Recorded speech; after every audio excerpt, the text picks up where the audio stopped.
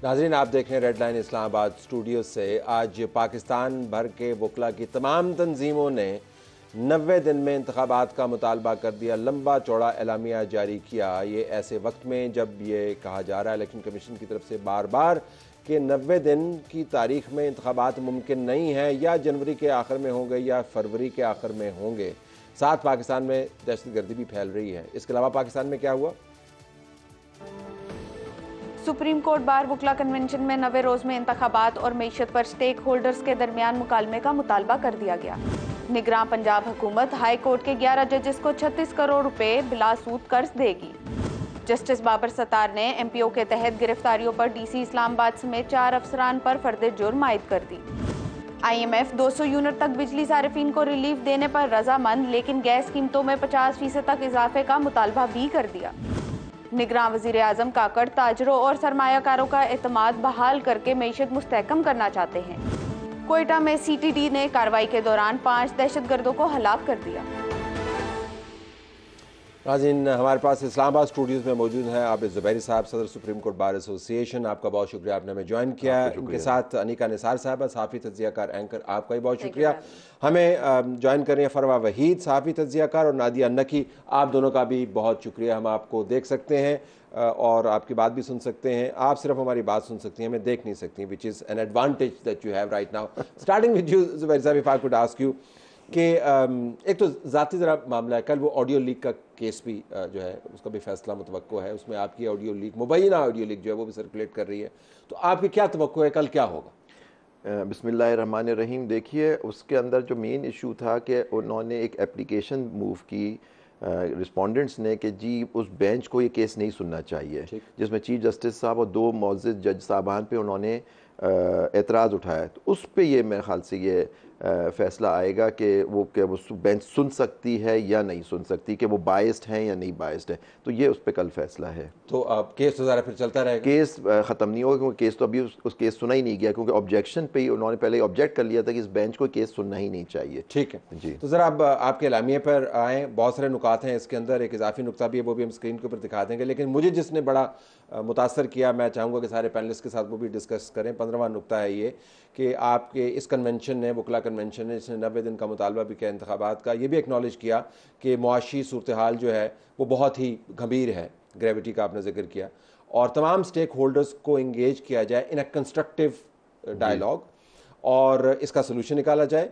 और आपने ये एसोसिएशन जो है सुप्रीम कोर्ट बार एसोसिएशन, उसका प्लेटफॉर्म भी ऑफ़र किया।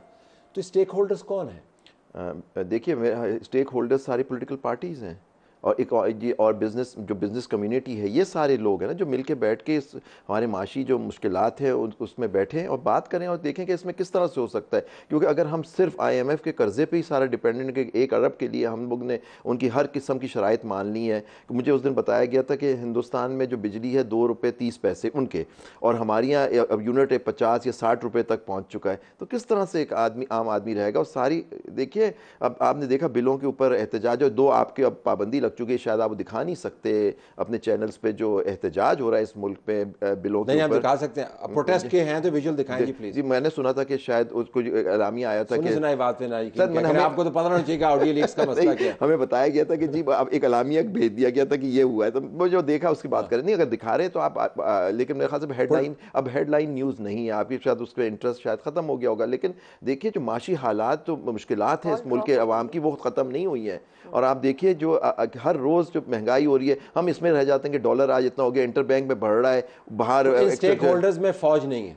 अब तो मैं समझता हूँ वो भी है। तो आपका मुराद है कि फौज नहीं, अगर वो समझते हैं, अब वो स्टेक होल्डर्स हैं, और मैंने सुना है कि आर्मी चीफ साहब ने, सुप्रीम कोर्ट बार एसोसिएशन का जो प्लेटफॉर्म है वो फौज, मुमकिन तौर पर सियासी जमातें और ताजरान के लिए अवेलेबल है। नहीं, मेरा जो आपसे कहना है वो ये है कि हम सिविलियन सुप्रीमेसी में बिलीव करते हैं। हमारे हिसाब से गवर्नमेंट के जो लोग हैं, मतलब कि जो फाइनेंस के लोग हों, वो लोग बैठे हैं इस पे आके, अगर वो उनको लेना चाहते हैं एतमाद में, वो लें। क्योंकि हमारे हिसाब से फ़ौज जो है under the constitution is under the civilian government. तो वो एक, क्योंकि एक वो फेडरल गवर्नमेंट का एक हिस्सा होते हैं अंडर आर्टिकल 243 से जो सारी चीज़ें। तो हमारे हिसाब से लेकिन अगर वो समझते हैं तो बैठ जाएं। नहीं, देखिए, हमने जो फोरम ऑफर किया है वो हमने किया है पॉलिटिकल पार्टीज और ताजरान के लिए अगर वो आके बैठते हैं और बात करते हैं, हमारा फोरम अवेलेबल है, हम उनको फैसिलिटेट कर सकते हैं। 90 दिन पे आते हैं, यानी कि 90 दिन में मुतालबा इन्होंने किया है, तो 90 दिन में आपको लगता है होते हुए इंतखाबात का मुतालबा मंजूर होता हुआ नजर आ रहा है?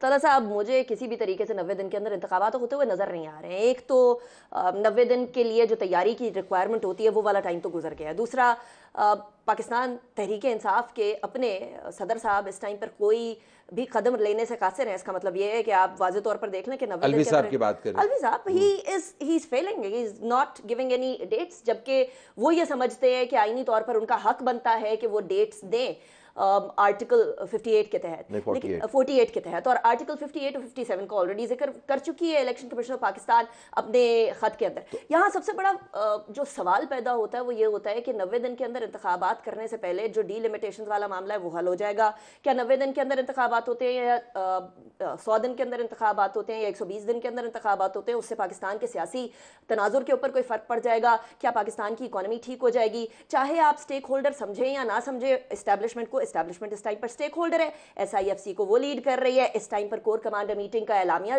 जारी हुआ है अभी, और उसके अंदर भी वाज़े तौर पर इकॉनमी की बात की गई है। फिर चीफ ऑफ आर्मी स्टाफ की मुलाकात हुई है बिजनेस कम्युनिटी से। तो ऐसी सारी सूरत हाल के अंदर क्या पाकिस्तान की कोर रियलिटीज और ग्राउंड रियलिटीज चेंज हो जाएंगी या नहीं होंगी? ठीक है, ओके। तो एक तो आपने कहा कि अमली तौर पर मुमकिन नजर नहीं आ रहा, वो एक कॉन्स्टिट्यूशनल आर्गूमेंट इसके ऊपर करेंगे।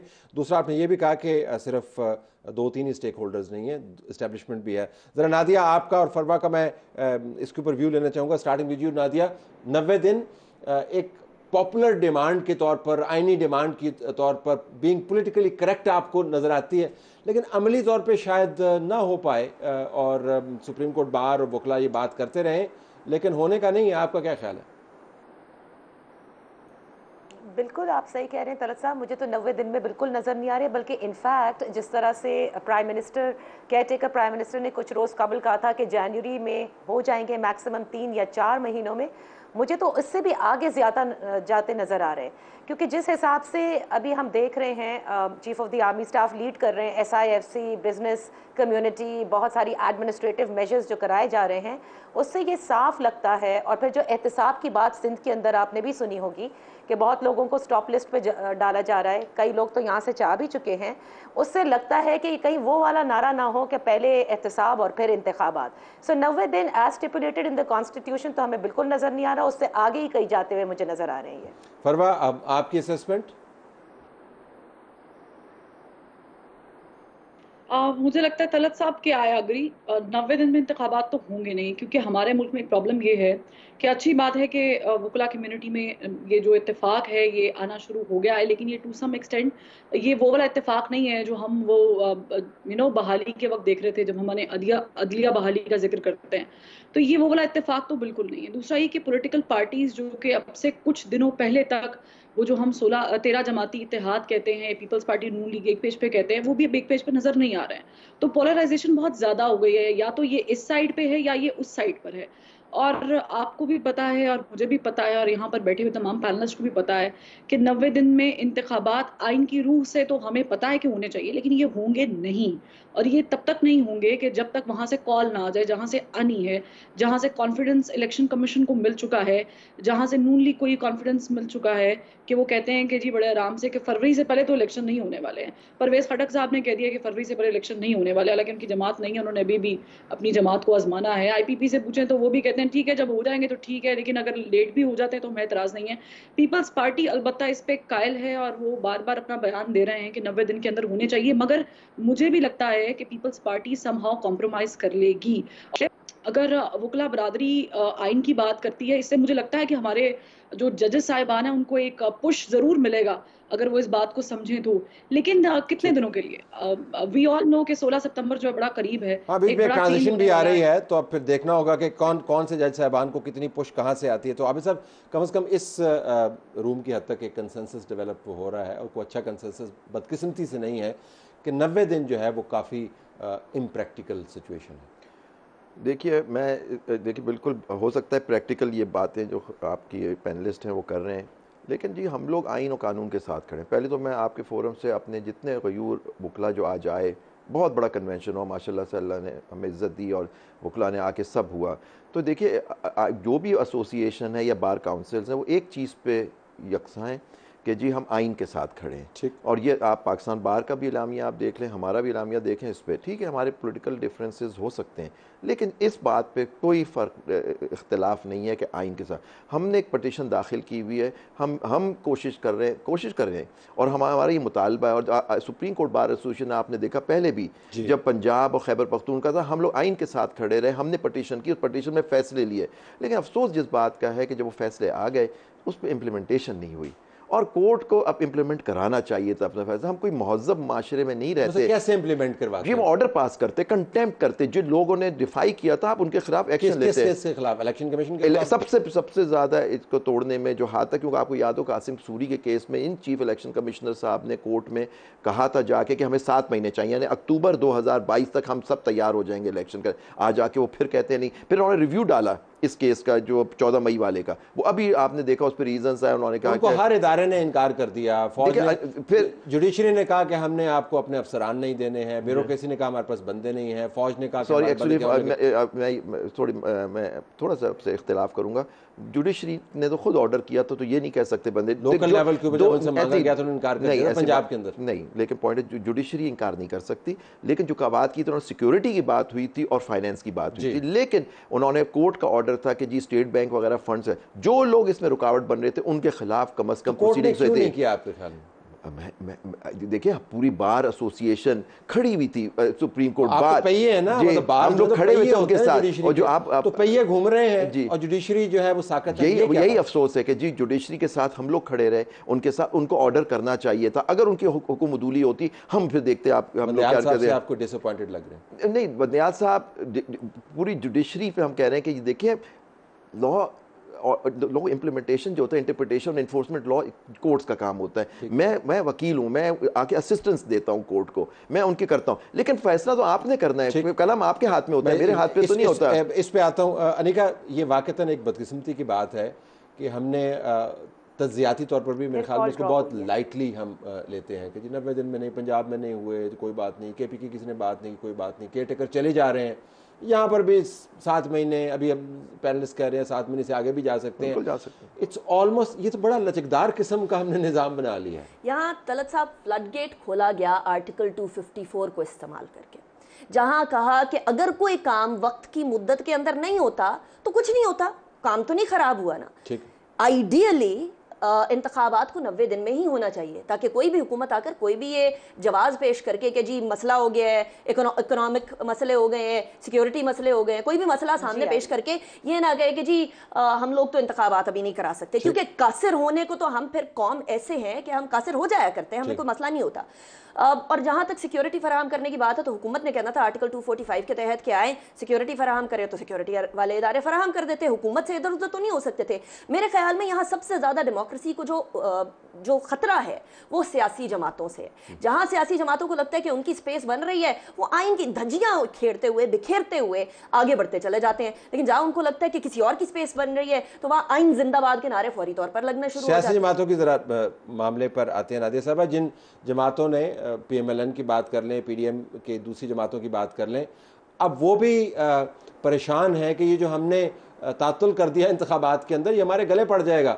तो सियासी जमातों की अभी आपने बात की निका, तो ये नुक्ता बिल्कुल दुरुस्त है कि एक मरतबा जब बिल्ली जो है वो थैले से निकल आए या ऊँट जो है खैमे के अंदर घुस जाए तो फिर आप उसको रोक नहीं सकते। यू थिंक पॉलिटिकल पार्टीज़ ने हमाकत की इंतखाबात को 90 दिन में ना करवा कर? जी बिल्कुल हिमाकत की। और तलत साहब अभी आप देखिए कि आप ये देख रहे हैं कि जितनी भी जो बयानात आ रहे हैं, जैसे चीफ ऑफ आर्मी स्टाफ से मंसूब बयानात आए थे जब बिजनेस कम्युनिटी से मुलाकात हुई थी, फिर ना तो उसकी कोई तरदीद आई ISPR की जानिब से, ना तायीद आई, ना ही हमने देखा कि ज़ुबैर मोतीवाला साहब ने कुछ तरदीद की हो। अलबत्ता दूसरे बिजनेसमैन आके ये ज़रूर कहते रहे, और ये वही नारे हैं जो हम हमेशा सुनते आते हैं कि सियासतदान जो हैं वो करप्ट हैं। हाँ, अलबत्ता सियासतदानों ने एक चीज़ जो नहीं सीखी वो ये लेसन नहीं सीखा कि आपस की चपखलिश में अपोनेंट्स इस हद तक इख्तलाफ में चले जाएं कि वो बड़े घर से इतनी दोस्ती कर लेते हैं कि उनको आगे का पता नहीं होता। अब ये तमाम सियासी जमातें बिल्कुल खामोश नज़र आ रही हैं आपको। एक ने भी ये नहीं कहा कि देखें सियासतदानों का कोई कसूर नहीं है या सियासतदान करप्ट नहीं है या सब एक से नहीं होते। इसका मतलब कहीं ना कहीं ये इस वक्त तोल रहे हैं, बोलने से पहले ये पहली मर्तबा तोलेंगे क्योंकि ये कन्फ्यूजन का शिकार हैं। मैं समझती हूँ नवाज शरीफ साहब की वापसी भी मेरे ख्याल से दोबारा से उनको डेट सोचनी होगी, क्योंकि अब जो कुछ हमें नज़र आ रहा है इस मंजरनामे पर, इस बिसात के ऊपर, उसमें केयर टेकर सेटअप जो है वो बिल्कुल इस तरह से बिहेव कर रही है जैसे they are here to stay. And at the same time जो डिसीशंस उनसे करवाए जा रहे हैं वो इस किस्म के डिसीजन हैं जो कि कोई शायद इलेक्टेड गवर्नमेंट बड़े गौर खौज करने के बाद, पार्लियामेंट में डिस्कशन के बाद लेती है। मेरा ख्याल ये है कि जितने लोग इस वक्त आपको मुल्क से बाहर नज़र आ रहे हैं वो अगर ये समझते हैं कि इलेक्शन होने हैं तो वो जल्दी जल्दी वापस नज़र आएंगे आपको वापस आते हुए, और जब नहीं आ रहे तो इसका मतलब वो खुद इस वक्त सोच रहे हैं कि क्या करना चाहिए, क्योंकि गेम अब उनके हाथ से बिल्कुल निकल गई है। खुसूसन ये आपकी बात को मैं एक सवाल की सूरत में फरवा के पास ले जाना चाहूंगा। उम्मीद कर सकते हैं फरवा, मुस्बत खबरों का भी बहाव है। आज आपने देखा कि किस तरह डॉलर ने जो गिरना शुरू किया तो गिरते गिरते वो IMF की उस हद से भी आगे चला गया जो उन्होंने मुकर्रर की हुई थी कि इंटर बैंक के अंदर, ओपन मार्केट के अंदर जो है ना ये फ़र्क होना चाहिए। तो माशाल्लाह आज हमने वो पूरा कर दिया। फिर आपने देखा सोना भी गिर रहा है। अब क्रैकडाउन शुरू हो गया है चीनी होल्डर्स के ख़िलाफ़। सिंध के अंदर, कच्चे के अंदर ऑपरेशन शुरू हो गया है। तो अगर ये सारा काम ठीक हो गया और इंतखाबात से पहले बहुत सी चीज़ें ठीक हो गई तो इंतखाबात किसने करवाने हैं, ज़रूरत क्या है? मैं थोड़ा सा इसमें कुछ ऐड करना चाहूँगी। केयर टेकर गवर्नमेंट का जिक्र हो रहा था। देखिए, जो केयर टेकर गवर्नमेंट लेकर आए हैं ना, वो केयर टेकर गवर्नमेंट चलाएंगे भी, और उनको ये मालूम है कि जो एक्सपेरिमेंट उन्होंने जिस शक्ल में किया है केयर टेकर की, हो सकता है कि वो इस पे जुआ खेल रहे हों। अगर ये कामयाब हो जाता है तो उसकी सूरत में क्या निकाला जा सकता है इसका नतीजा, और अगर ये नाकाम होता है तो इलेक्शंस तो हैं ही।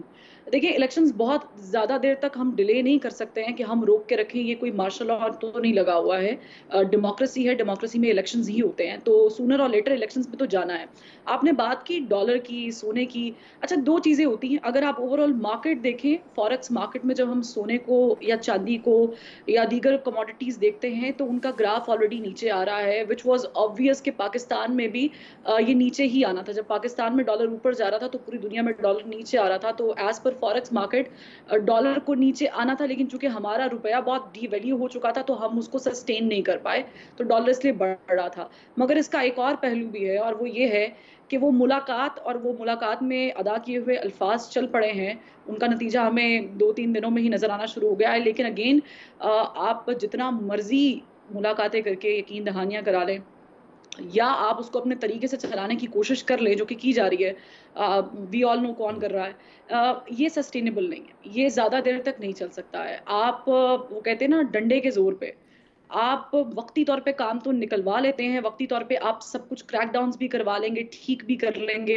हो सकता है हो भी जाए, मगर जब तक प्रॉपर सिस्टम के थ्रू इसको रिकवर नहीं किया जाता या इसके रिफॉर्म्स नहीं किए जाते, पाकिस्तान कभी भी आगे नहीं बढ़ सकता है। उस पे आते हैं, रिफॉर्म पे आते हैं, लेकिन आपने नुक्ता बड़ा ये ज़बरदस्त उठाया है कि इस मामले को आप सस्टेन नहीं कर सकते। अगर ये सस्टेन नहीं कर सकते और एक आइनी बहरान पैदा होता है तो फिर वकला बिरादरी क्या करेगी? उस किस्म की तहरीक चलाएगी जिस किस्म की तहरीक की ख्वाहिश अभी भी एतजाज़ अहसन के दिल में मौजूद है।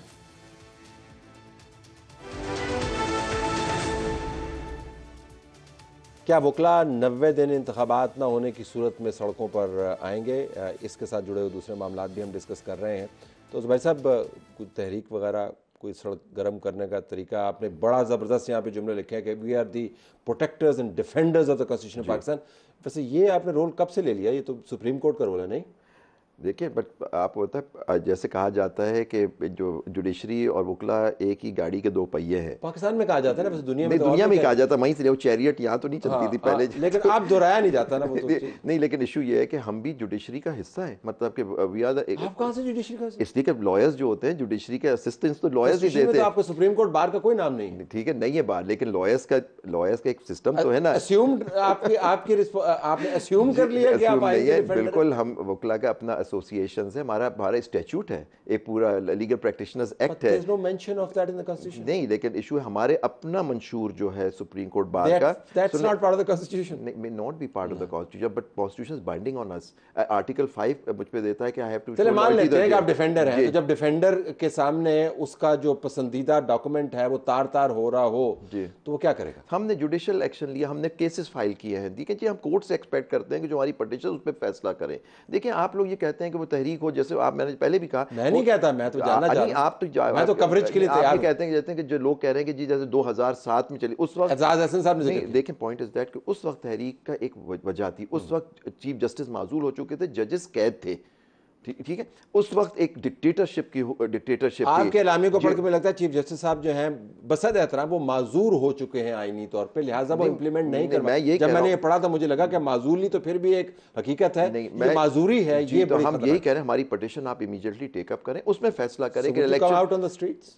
देखें, वो हम अपना लाहे अमल तय करेंगे, पहले हम इस रास्ते पे जा रहे हैं। हमने अपने अलामिया में ये भी कहा है, वो आपके पास शायद नहीं है, हमारा जो बाद में एक पॉइंट ऐड किया गया इस अलामिया में, वो ये था, हमने पाकिस्तान बार ने 9 तारीख को स्ट्राइक कॉल की है, हमने कॉल की है 14 तारीख को, मतलब थर्सडे को, कि जी अपने बार काउंसिल जाएं, उसमें हम प्रोटेस्ट करें और करें। लेकिन दो चीज़ें मैं आपसे क्लियर करना चाहता हूं, जो बात हुई है 254 की, अनिका ने बात की, 254 के ऊपर खुद कासिम सूरी के केस में कह दिया था, it can never be used to violate the constitution. तो आप 254, ये नहीं हो सकता कि जो 90 दिन का टाइम कॉन्स्टिट्यूशन में दिया वो 254 पे आप लगाएंगे, 254 पे आप कहेंगे जी उसको आगे कर सकते हैं। दूसरी बात, खास का नंबर तो अलॉट हो गया, बिल्कुल हो गया। दूसरी बात की, पॉलिटिकल पार्टीज ने हिमाकत, मैं कहता हूँ पॉलिटिकल पार्टीज शामिल थी आइन को तोड़ने में, हिमाकत नहीं की है उन्होंने वो डिलिबरेट एक्शन था उनका जब उन्होंने आइन तोड़ा, और उन्होंने जब इलेक्शन नहीं कराए पंजाब और खैबर पख्तूनख्वा में, इस कोर्ट का, तो सियासी जमातों ने आइन तोड़ा इंतखाबात ना करवाने के उस जमाने में, बिल्कुल गवर्नमेंट जो थी, जो पीडीएम की हुकूमत थी, उन्होंने आइन तोड़ा, क्योंकि सुप्रीम कोर्ट ने इन्फोर्स नहीं किया, बिल्कुल नहीं किया जी, और बाकी इदारे बात नहीं मान रहे जी। नहीं देखें, बात तो फिर छोड़ ही देना, फिर मतलब तमाम, अगर निजाम जो धड़ाम से गिर चुका है तो फिर आप क्या कर रहे हैं? तो देखिए, यही तो मैंने आज अपनी यही कहा था कि अगर आपकी अगर कोर्ट्स नहीं चल रहे, अगर काम कोई नहीं मान रहा, बंद कर दें कोर्ट्स को। मतलब अगर आप देखें, आप highest court of the land, जो 3 पिलर्स हैं of the state, one of the pillar is वो सुप्रीम कोर्ट ऑफ पाकिस्तान है, आला अदलिया है। तो मिल गया ना आपको जी, नंबर तो अलॉट हो गया अभी।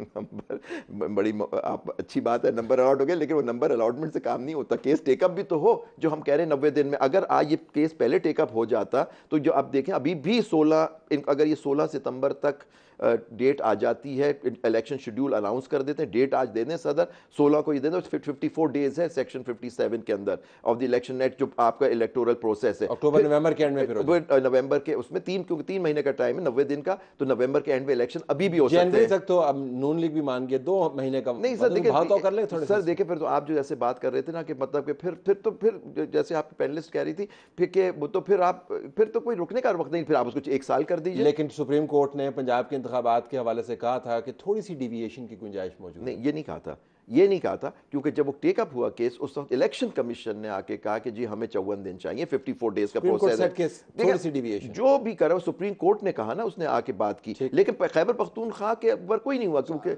वहां उसके बारे में तो उनको तो 90 दिन में ही होल्ड करने थे इलेक्शन। लेकिन आपको ज्यादा खुश नहीं नजर आ रहे नंबर अलॉट होने पे? नहीं, खुशी इस है कि नंबर लग गया, ये बड़ी बात है, लेकिन टेकअप भी तो हो जाए ना। ट्रांजिशन बीच में आ रही है, प्रॉब्लम बंदयाल साहब जो हैं, ज़ाहिर सारी सुप्रीम कोर्ट है, एक जज कोर्ट नहीं होता, लेकिन ट्रांजिशन भी है, तो इस वक्त क्या उनको जचेगा कि इन मामलात के अंदर पड़े? वो तो चाहेंगे एक आराम से अपने इशाइये वगैरह लेके, एक फेयरवेल लेके चले जाएं, फिर अगले सुप्रीम कोर्ट के चीफ जस्टिस तक छोड़ दें। Do you think that could be the reason, या जाते जाते कोई बड़ी लेगेसी क्रिएट करेंगे? तलत साहब, कुछ उनसे डिमांड तो यही की जा रही है कि आप जाते जाते लेगेसी क्रिएट कर दें। अक्सर औकात बहुत जोश भी होता है लोगों में कि मैं जा रहा हूँ तो फिर मैं कुछ ऐसा करके जाऊँ कि मैं याद रखा जाऊँ। अब अगर ये जोश आ जाए तो फिर वो जोश और होश में ये भी ख्याल होता है कि कुछ ऐसा ना कर जाऊं कि हमेशा याद रखूं। एग्जैक्टली, या मुझे याद रहे, मुझे याद रहे हमेशा, ये भी तो होता है। अगले जो चीफ जस्टिस आ रहे हैं, क्योंकि अभी जुबैर साहब ने भी 16 तारीख का मैं कह रही थी कि अगर इससे 4-5 दिन आगे हो जाए तो फिर क्या होगा, क्या कोई उसके आउटकम के अंदर कोई डिफरेंस एक्सपेक्ट किया जा रहा है, या आउटकम वही एक्सपेक्टेड होगी या नहीं होगी। लेकिन मुझे लगता है ये तमाम बातें, तमाम चीजें unfortunately and this should not be so, अभी लगता है हनूज दिल्ली दूरस्त, हनूज इंतखाबात दूरस्त। नादिया, अगर हम आपसे पूछें और फरवा से भी जो ट्रांजिशन है सुप्रीम कोर्ट के अंदर, बहुत सारा अहम जो है शायद उसके बाद दूर हो जाए। जस्टिस काजी फायजी से तवक्कुआत का अंबार है, लेकिन हमें ये भी पता है वो स्ट्रेट एंड नैरो इंटरप्रिटेशन करते हैं आइन की। तो मैं आपका तज्जिया जानना चाहूँगा, शायद क्लैरिटी ज़्यादा आए इस ट्रांजिशन के बाद। मेरे ख्याल से क्लैरिटी से ज़्यादा, मुझे पता नहीं क्यों मेरी असेसमेंट है, आई मे बी टोटली रॉन्ग, कि चीज़ें बहुत ज़्यादा मेरे ख्याल से रस्साकशी की तरफ भी जा सकती हैं, तनाव की तरफ से भी जा सकती हैं। और मेरे ख्याल से वो मौका होगा जिसमें हमें ये समझ में आएगा कि तमाम तर इदारे पाकिस्तान के जो आइनी इदारे हैं वो कहाँ खड़े हैं। इसलिए कि क्या सिर्फ एक इदारे की चलेगी इस मुल्क के अंदर, या तमाम इदारे अपने दायरेकार में रहकर उन चीज़ों को जो कॉन्स्टिट्यूशन है उसके मुताबिक अपने आप को असर्ट करते नजर आएंगे। अभी जो जाते जाते चीफ जस्टिस ने एक शॉर्ट एंड स्वीट फैसला देना है, आई थिंक उससे भी बड़ी चीज़ें वाजे हो जाएंगी। फिर जो 90 दिन की स्टिपुलेशन है तलत साहब, इलेक्शन कमीशन का तो बड़ा कास्ट इन स्टोन वाला फॉर्मूला है ना कि 52-53 दिन की आपकी इलेक्शन कैंपेन है। फिर आज जो है उन्होंने जो इजलास हुआ था कल, उसके अंदर ये था कि जी हम पहले तमाम तर हल्का बंदियाँ हो जाएंगी, उसके बाद इलेक्शन स्केड्यूल का ऐलान किया जाएगा। क्या ये उनके हाथ में है करना या नहीं है? फिर वो जो रिव्यू पिटिशन जिसका कि जिक्र आबिद साहब ने अभी किया था, उसके ऊपर सुप्रीम कोर्ट का फैसला तो ऐसे ही रहेगा कि हमने जो फैसला दिया था उसके ऊपर इम्प्लीमेंट नहीं हुआ। यानी कल को कोई भी जा सकता है और कह सकता है कि जी सुप्रीम कोर्ट के फैसले के ऊपर अमल दरामद नहीं हुआ, ये कंटेम्प्ट ऑफ कोर्ट है, आइन की वायलेशन है। जमात इस्लामी अलग 90 दिन के अंदर इलेक्शंस कराने के लिए ख्वाहा हैं। और इस सब में अगर आप देखें तलत साहब, व्हेन वी स्टेप बैक, एक लीगल फ्रेटर्निटी में डिवाइड है, इस अदलिया के अंदर एक डिवाइड है। एक कहती है कि 90 दिन का क्लॉज सैक्रोसैंक्ट है, यानी विद इन दीज 90 डेज आपकी डिलिमिटेशन भी हो, आपकी इलेक्शन कैंपेन भी हो जाए और साफ शफाफ इंतखाबात भी हो जाएं। जबकि दूसरी तरफ जो डिवीजन है उसमें आज की care taker setup including the care taker prime minister ये कहते हैं कि इलेक्शन कमीशन नए कानून के तहत जब भी ऐलान करेगा हम प्रोसीड करेंगे, बिस्मिल्लाह करेंगे और इलेक्शन करा देंगे। क्लैरिटी के लिए मैं जरा दोहराऊंगा अपना सवाल। फरवा के सामने ब्रेक में मुझे जाना है और यही सवाल लेके जाऊंगा कि मेरे ख्याल में जब कमांड चेंज हो रही होती है तो बहुत सारे इश्यूज जो हैं दे आर हैंगिंग फायर, तो वो हालात ख़त्म हो जाएंगे। जस्टिस काजी फायजी साहब आएंगे, इन मामलात के ऊपर ठक ठक फैसले करेंगे और हो सकता है सुप्रीम कोर्ट बार और वकला बहुत खुश हों, हो सकता है बहुत नाला हों। Will take that up with Farwa and the rest of the panelist after this break. 90 दिन में इंतखाबात आइनी ज़रूरत है, वकला बरादरी कह रही है हर हाल में आप पे करवाने हैं। वो नाला है सुप्रीम कोर्ट से इस तरीके से कि आइनी तौर पर आपको जो जिम्मेदारी पूरी करनी थी वो नहीं की। सुप्रीम कोर्ट के अंदर कमांड जो है वो चेंज हो रही है। इस तमाम आइनी अहाते से बाहर जो केयर टेकर हुकूमत है वो तो तैयारी कर रही है। फरवरी के एंड तक इलेक्शन कमीशन ने अपना बता दिया है कि हमने इंतखाबात का शेड्यूल जो है ऐसे ही जारी करना है जैसा कि 90 दिन के बाद का शेड्यूल है। अब ये मामला कहाँ पे जाकर रुकेगा? तो फरवा, पहले तो मैं आपसे जानना चाहूँगा, जस्टिस काजी फायजी साहब के आने से क्लैरिटी आएगी या रस्साकशी का जिक्र अभी हुआ वो शुरू हो जाएगी? मैं तलत साहब आपके इस सवाल के जवाब से पहले एक छोटा सा जुमला कहना चाहूँगी। मुझे लगता है कि चीफ जस्टिस साहब नहीं चाहते कि वो तारीख में सिर्फ इन अल्फाज के लिए याद रखे जाएं, that is good to see you and sweet and मुख्तसर। तो वो कुछ डिफरेंट करके जाना चाह रहे हैं कि उनको लगता है कि शायद जिस तरह सदर साहब ने हाथ पांव मारे थे अपनी लॉयल्टी शो करने के लिए, हो सकता है शायद वो भी हाथ पांव मारे हैं अपनी लॉयल्टी किसी को शो करने के लिए, लेकिन मुझे लगता है कि ये होगा नहीं। काजी फायज ईसा के बारे में मैं एक जुमला कह देती हूँ कि गिरा ना गुजरे कि ये वो ईसा है कि जो बहुत सारों के लिए निजात नहीं लेकर आएंगे। अगर कोई पार्टी ये समझती है कि ये उनके साथ कोऑपरेट करेंगे या ये उमर अता बंदयाल जैसे फैसले नहीं करेंगे, तो ना तो वो उमर अता बंदयाल हैं, ना वो इफ्तिखार चौधरी हैं और ना वो साकिब निसार हैं। वो एक डिफरेंट पर्सनालिटी हैं। हो सकता है कि वो वाकई उन पैरामीटर्स को फॉलो करे जो फॉलो होने चाहिए थे, और ये बहुत सारों को गिरा भी गुजरेगा, बहुत सारों को बुरा भी लगेगा, लेकिन बहुत सारे हलकों के मसाइल भी इससे हल होंगे। लेकिन हम सबका मसला एक ही है, वो ये है कि अगर हम जमहूरियत मुल्क में चाहते हैं तो वो आइन और कानून के मुताबिक होनी चाहिए, विच इज़ के इलेक्शंस जो हैं वो आइन और कानून के मुताबिक होने चाहिए। लेकिन ये चीफ जस्टिस साहब मुझे नहीं नजर आता कि ऐसा कोई फैसला देकर जा सकते हैं, और अगर देंगे भी तो ये पहले भी दिया था पंजाब और केपी के इलेक्शन में, जब पंजाब की डेट दी गई थी और सदर साहब ने भी डेट दी थी और उस पर भी बड़ी बहस हुई थी, तो तब भी कुछ नहीं हुआ था। मुझे लगता है अब भी अगर कोई इस बात को टेकअप करने की कोशिश करेगा, खा वो चीफ जस्टिस साहब हो या सदर मुमलिकत डेट दे दें, तो आई थिंक ये मामला वैसे ही खटाई में पड़ेगा जैसे पंजाब के मामले में देखा था। ज़ुबैर साहब, आपका take change of command supreme court में? जी, मैं तो है कि मैं समझता हूँ कि अगर ये इन चीफ जस्टिस साहब ने नहीं इस मामले को उठाया, हमारी पटिशन्स को, क्योंकि इसका मैंने सुना है और भी पटिशन्स फाइल हो गई हैं इस पॉइंट पे, तो मैं समझता हूँ कि ये जस्टिस फाइज ईसा के आने के बाद बेंच की कॉन्स्टिट्यूशन का जो भी होगा, आई थिंक ये मामला वो उठेगा, क्योंकि वो मैं जैसे आपसे कहा कि वो इन्होंने हल्फ लिया हुआ है आइन को प्रोटेक्ट डिफेंड करने का। आप मुझसे कह रहे थे हमारा कोई रोल नहीं है लिखा हुआ कॉन्स्टिट्यूशन में, लेकिन इनका तो रोल लिखा हुआ है जजों का, और उनका एक ओथ भी होता है। आप देखें 3rd शेड्यूल में उसमें लिखा है they will preserve defend and the constitution of Pakistan. जब आपने हल्फ लिया हुआ है और अब आपको फैसला करना है इंसाफ के साथ, तो ये आपको डिसाइड करना होगा कि क्या हम आइन के ताबे रहेंगे या हम लोगों की ख्वाहिशात के बिना पे रहेंगे कि जी जनवरी में इलेक्शन हो जाए, फरवरी में इलेक्शन, वो आपको तो सूट करता है, मुझे सूट करता है, एस्टेब्लिशमेंट को सूट करता है कि जी इलेक्शन उस वक्त तक हो जाए, क्योंकि हल्का बंदियां कोई ग्राउंड नहीं हो सकता जिस पे आप इलेक्शन डिले कर दें।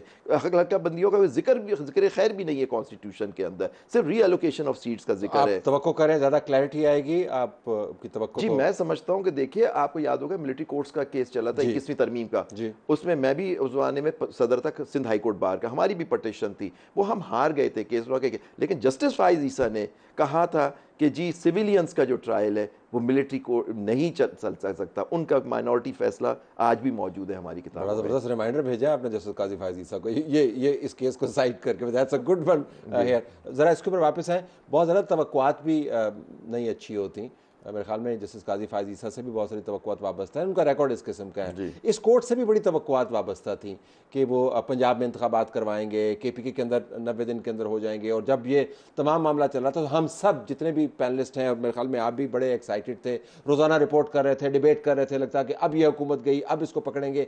Nothing happened. तो ज़रा चलते चलते बंदयाल कोर्ट को भी ज़रा सम अप कर जाएँ कि जो हाइप क्रिएट की और फिर जो डिलीवर किया, दोनों में काफ़ी बंदयाल कोर्ट में तलत साहब बड़े एब्स एंड फ्लोस थे। मैं जो उस टाइम पे जब वो Qasim Suri vote of no confidence वाला मामला था, उस टाइम की उमर अता बंदयाल साहब की कोर्ट मुख्तलिफ थी, उसके बाद फिर गुड टू सी यू वाली कोर्ट मुख्तलिफ थी, 25 मई का वाक़या आया, उस टाइम पे ये कोर्ट बिल्कुल मुख्तलिफ थी। तो इसके कोई कंसिस्टेंट मुझे एक तरीक़ाकार नज़र नहीं आया, बिल्कुल वन साइडेड। एंड के दिनों के अंदर एक सर्टन इमेज ज़रूर बिल्ड हुआ कि गालिबन ये एक फ़रीक को बहुत ज़्यादा फेवर कर रहे हैं, लेकिन उससे पहले अगर देखें तो वो उस फरीक को अनफेवरेबल उनके हवाले से फैसले भी देते हुए नजर आए हैं। लेकिन सिर्फ और सिर्फ मामला यहाँ कोर्ट का नहीं है। यहाँ 90 दिन के इंतखाबात के अंदर मैं एक बार फिर सियासतदानों की जिम्मेदारी को रीइटरेट करूंगी कि आप CCI के अंदर बैठ कर कहते हैं कि ठीक है आपने जितना डिले करना है आप करें, खुलेआम करें, लेकिन उसके बाद जब आपकी हुकूमत ख़त्म होती है और आप भांपते हैं कि कोई ऐसे इक़दामात उठाए जाएंगे जो आपकी अपनी पार्टी के खिलाफ होंगे, तो आप कहते हैं जी 90 दिन के अंदर इंतखाबात चाहिए, इस कंटेनर के ऊपर PMLN भी होगी, पीपल्स पार्टी भी होगी और PTI भी हो सकती है। सो ऐसी सूरत हाल के अंदर मुझे तो समझ नहीं आती वो CCI वाली बात मानी जाए या आज सियासत के जो इख्तदार के कुर्सी है उससे उतरने की बात मानी जाए। ज़रा नादिया, बंदयाल कोर्ट को सम अप कीजिएगा, आपकी assessment, ebbs and flows, highs and lows. Bandial court में मेरे तो एक ही वेरी क्लियरली कि एक बहुत झुकाव नज़र आया, एक सियासी जमात की तरफ झुकाव नज़र आया, एक सियासी जमात के लीडर की तरफ झुकाव नज़र आया, और दूसरी जानिब हमेशा ये नज़र आया कि वो जो कुछ कर रहे हैं वो चाहे कानून साजी की हवाले से हो या किसी और हवाले से हो, लगता था कि एक बायस एग्जिस्ट करता है। अगर मैं जान की अमान पाऊँ, क्योंकि अभी तक मतलब ये कोर्ट एग्जिस्ट कर रही है, अभी तक उन्होंने इस्तीफ़ा नहीं दिया, ये कम से कम हम बहुत सारी चीज़ों में देख सकते हैं। जो आखिर में बात कही ना तलत साहब अनीका ने कि सारी मफादात मुश्तरका मफादात काउंसिल के अंदर बैठ गए और बैठ करके उन्होंने कहा जी जितना डिले करना है कर लें, और उसके बाद अब जो है ज़रा परेशान नज़र आते हैं। उसके लिए मैं सिर्फ इतना कहना चाहूँगी कि जिस तरह वो मुश्तरका मफादात काउंसिल में लाए गए थे, जिस तरह से उनको एक पूरी प्रेजेंटेशन दी गई थी और जिस तरह से सब ने अग्री किया था, वो वही उम्मीद थी कि जल्द से जल्द इलेक्शन भी हो जाएंगे, कोई बात नहीं, क्योंकि इस वक्त इन तमाम इत्तेहादी जो पूरे इत्तेहादी जमातें थी उनका एक ही अपोनेंट थी और वो थी तहरीक इंसाफ, और उनको ये लगता था कि इस वक्त हमारा बड़े घर के साथ दोस्ती करना सबसे बेटर है। अब मैं आपके साथ एक अलग प्रोग्राम करूंगा, आपने मुझे बड़े घर की वजाहत करनी है, आपने दो तीन मरतबा बड़े घर का जिक्र किया। मैं एक और प्रोग्राम में पूरी इस्तिलाही तज्जियाती तौर पर मैं जानना चाहूंगा बड़ा घर कौन। फॉर 30 सेकंड में बंदयाल कोर्ट को सम अप करें। हमेशा से फेवरेटिज्म रहा है। इन 30 seconds I would say it was always judicial establishment versus military establishment. तो मैं इसको एंड अप करूंगी उसमें। हमें पता है कि कौन जीत रहा है कौन हार रहा है। 2-3 मतलब कुछ ही टाइम रह गया बंदयाल साहब के जाने का। आई होप कि वो इसे अच्छे तरीके से साइन ऑफ करें, बजाय इसके कि हिस्ट्री में उनको कंट्रोवर्शियल जज के तौर पे, चीफ जस्टिस के तौर पे हमेशा याद रखा जाए। बहुत शुक्रिया तमाम पैनलिस्ट का। बंदयाल कोर्ट लेगेसी किस किस्म की छोड़ के जाती है, जाते जाते कोई बड़ा काम करती है नहीं करती, लेकिन मुझे खदशा ये है कि कहीं मुहर्रिख ये ना लिख रहा हो जब कोर्ट की तारीख बंदयाल साहब के नीचे लिखी जा रही हो, बंदयाल साहब good to see you go.